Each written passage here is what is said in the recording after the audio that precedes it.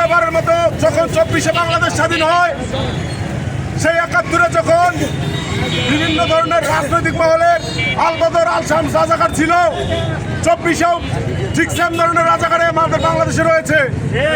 যারা চাচ্ছে এই জুলাই আন্দোলন যারা সংগঠিত করেছে তাদেরকে প্রশ্নবিদ্ধ করতে, তাদেরকে মেরে ফেলতে।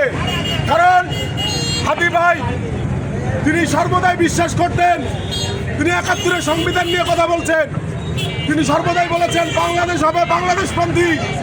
আমরা ভারতীয় কোনো দালালি মানবো না, আমরা পাকিস্তানি কোনো দালালি মানবো না, আমরা সর্বদাই মানবো বাংলাদেশি। আমরা জন্মগতভাবে বাংলাদেশি, আমরা বাংলাদেশ নিয়ে কথা বলবো। এটাই ছিল তার সব থেকে বড় দোষ। আজকে বাংলাদেশ নিয়ে কথা বলতে গেলে যদি গুলি খেতে হয়, আজকে বাংলাদেশের কথা নিয়ে, আজকে বাংলাদেশের ভালো চিন্তা করতে গেলে যদি গুলি খেতে হয়, 24-এর মতো করে একটা বেশিরভাগ ছড়িয়ে যদি আবার গুলি খেতে হয়, তাহলে আমি বলতে চাই এই নতুন বাংলার নতুন স্বাধীনতার ভ্যালি কোথায়? এই নতুন স্বাধীনতার অর্থ কি? এই নতুন স্বাধীনতাকে অক্ষুণ্ণ রাখার জন্য